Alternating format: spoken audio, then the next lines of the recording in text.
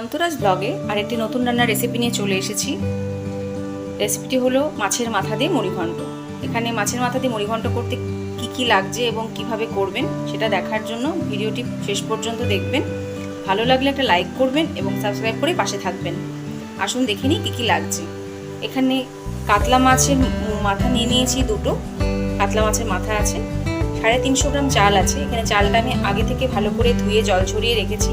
এর মধ্যে হলুদ গুঁড়ো, জিরে গুঁড়ো, শুকনো লঙ্কার গুঁড়ো দিয়ে ভালো করে এখন মেখে নেব। আর পরিমাণ মতো নুন দিয়ে মেখে নেব, নিয়ে কিছুক্ষণ রেখে দেবো। আর এখানে ফোড়নের জন্য লাগছে 2টো তেজপাতা, 2টো শুকনো লঙ্কা, জিরে আর 2টো এলাচ আর 2টো দারচিনি। এখানে আমি পেঁয়াজ, বড় সাইজের 2টো পেঁয়াজ কুচিয়ে নিয়েছি। আর যেহেতু 350 গ্রাম চাল আছে, সেখানে আমার জলটা লাগবে ডবল জল। এখানে আমি 700 ml জল দিয়েছি। জলটাকে একদম ভালো করে ফুটিয়ে নেব। কামনি আতপ চাল বা বাসমতি চাল এরকম করলে জলটা ফুটিয়ে নিয়ে দিলে ভাতটা ঝরঝরে হয় এবং যা চাল তার ডবল জল দিতে হয়। ওখানে আগে থেকে জল ফুটিয়ে রেখেছি। এরপর কড়াই গরম হয়ে গেছে, কড়াইতে একটু ঘি দিয়েছি সামান্য, কড়াইটাকে বেশি তেতে গেছে। এরপরে দিয়ে দেবো সর্ষের তেল। ঘি আর সর্ষের তেলটা মিশিয়ে ফোড়ন দেবো। তেলটা একটু বেশি লাগবে।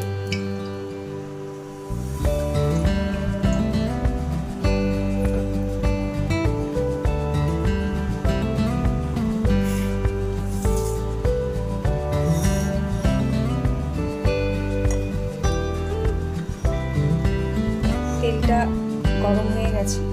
এরপরে এখানে শুকনো লঙ্কা আর 2 তেজপাতা ফোড়ন দিয়ে দেবো। এরপর শুকনো লঙ্কাটা ভালো করে, শুকনো লঙ্কা আর তেজপাতাটা বেশ ভালো করে ভেজে নেব। নিয়ে তার মধ্যে দারচিনি দিয়ে দেবো, এলাচটাও দিয়ে দেবো।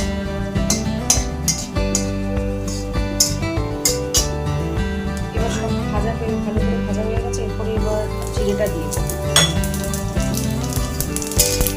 জিরেটা, শুকনো লঙ্কা, জিরে আর সব একবারে দিয়ে দিলে না জিরেটা একটু কালো হয়ে যায়, বেশি পুড়ে যাওয়ার মতো হয়ে যায়।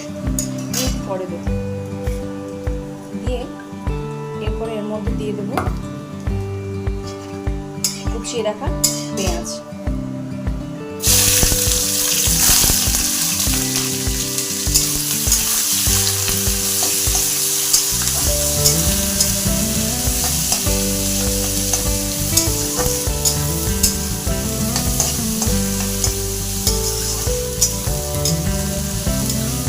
পেঁয়াজটাকে বেশ হালকা গোলাপি গোলাপি ভেজে নেবো, খুব বেশি ভাজবো না, লালচে করে ভেজে নেবো।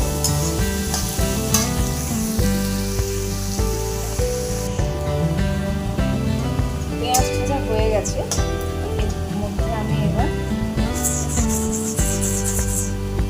মেখে রাখা এই চালটা দিয়ে দেবো। এবার এই চালটা দিয়ে ভালো করে ভেজে নিয়ে নাড়াচাড়া করে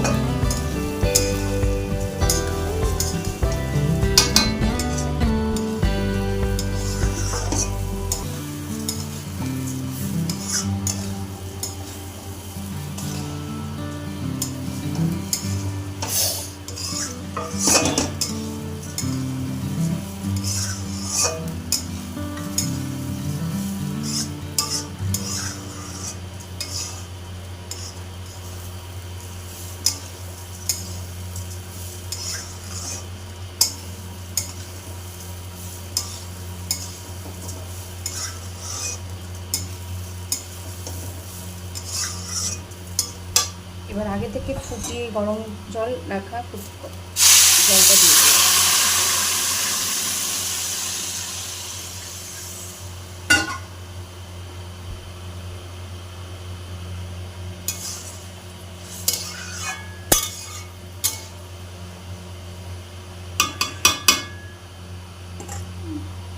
তার মধ্যে দিয়ে দেবো ভেজে রাখা মাছের মাথাগুলো।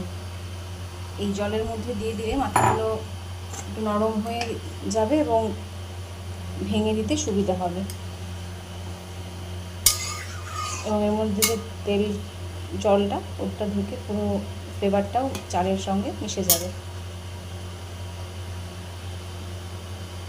দিয়ে এখানে ঢাকা দিয়ে দেবো। ঢাকা দিয়ে রেখেছিলাম। এবার এতক্ষণ জলটা এতক্ষণে সমস্ত শুকিয়ে গেছে। এরপর আস্তে করে নেড়ে নেব, ভালো করে মিশিয়ে দেব।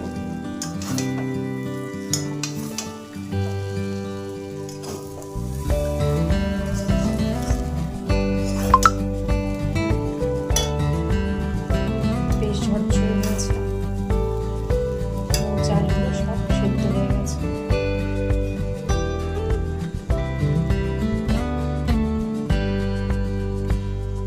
এরপরে এই কাঁচা লঙ্কাগুলোকে দিয়ে দেবো।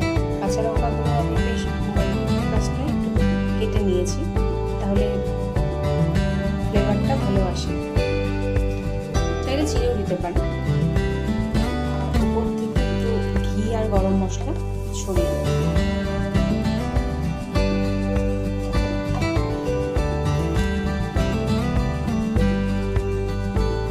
গরম মশলাগুলোটা উপরে ছড়িয়ে ভালো করে মিশিয়ে নেব।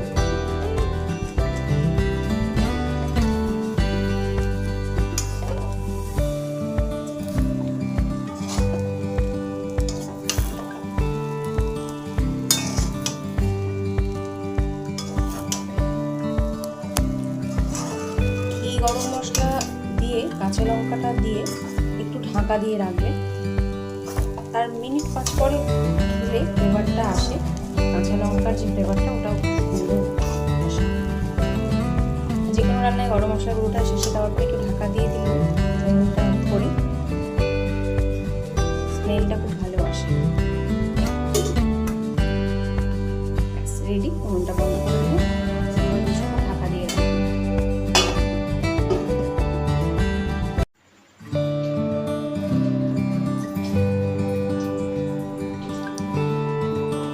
মুড়িঘণ্ট সঙ্গে স্যালাড আর মিষ্টি কুমড়োর পাট ভাজা।